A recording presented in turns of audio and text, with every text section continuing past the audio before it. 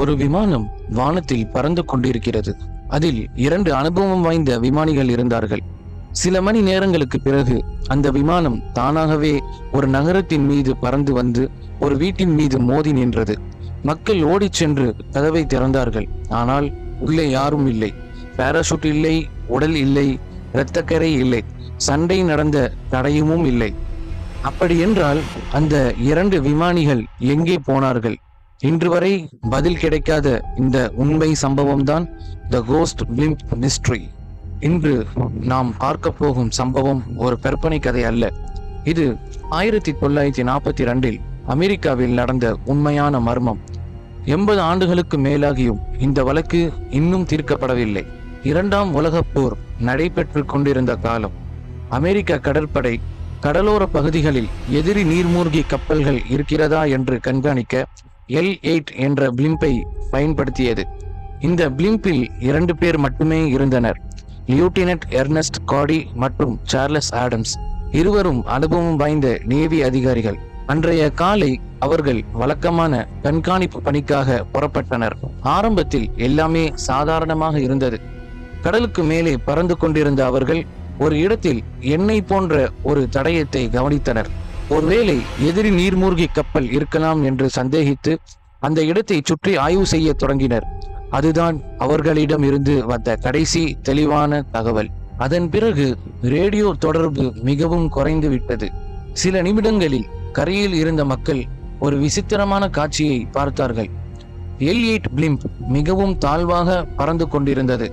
அது யாராலும் கட்டுப்படுத்தப்படாதது போல இருந்தது. சில நொடிகளில் ஒரு வீட்டின் மீது மோதியது. பின்னர் மின் கம்பிகளில் சிக்கி நின்றது. மீட்பு குழுவினர் உடனடியாக உள்ளே ஏறிச் சென்றனர். அவர்கள் எதிர்பார்த்தது காயமடைந்த விமானிகளை.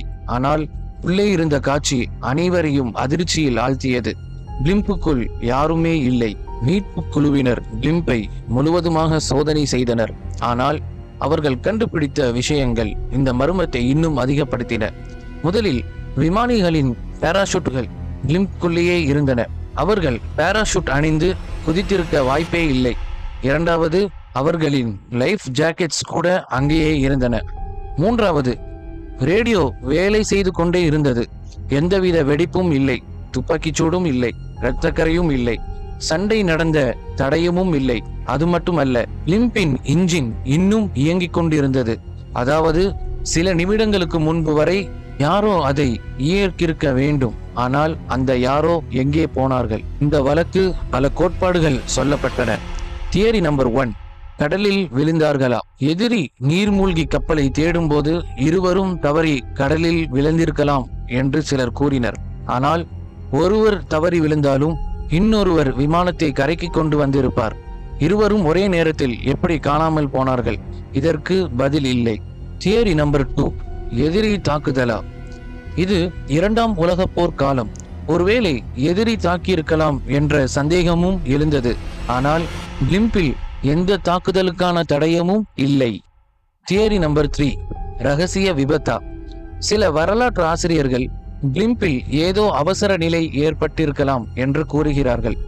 ஒருவர் கீழே விழுந்திருக்கலாம், அவரை காப்பாற்ற மற்றவரும் குதித்திருக்கலாம். ஆனால் இதற்கு உறுதியான ஆதாரம் இதுவரை கிடைக்கவில்லை. சரி, கதையின் இறுதிக்கு வருவோம். 80 ஆண்டுகளுக்கும் மேலாகிவிட்டது. லியூட்டினன்ட் எர்னஸ்ட் காடி மற்றும் சார்லஸ் ஆடம்ஸ் ஆகிய இருவரும் என்ன ஆனார்கள் என்பது இன்னும் தெரியவில்லை.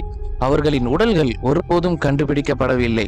அந்த பிளிம்ப் மட்டும் யாரும் இல்லாமல் வானத்தில் பறந்து வந்து ஒரு வீட்டின் மீது மோதியது. அதனால்தான் இந்த சம்பவம் இன்னும் த கோஸ்ட் பிளிம்ப் மிஸ்ட்ரி என்று உலகம் முழுவதும் பேசப்படுகிறது. இது சாதாரண விபத்தா அல்லது இன்னும் வெளிவராத ஏதோ ஒரு உண்மையா? உங்களுக்கு என்ன தோன்றுகிறது? உங்கள் கருத்தை கமெண்டில் சொல்லுங்கள். இது போன்ற உலகின் உண்மையான மர்மங்களை தமிழில் தெரிந்து கொள்ள எக்ஸ்புதிர் சேனலை சப்ஸ்கிரைப் செய்ய மறக்காதீர்கள். நான் மீண்டும் ஒரு புதிய மர்மத்துடன் உங்களை சந்திக்கின்றேன். நன்றி.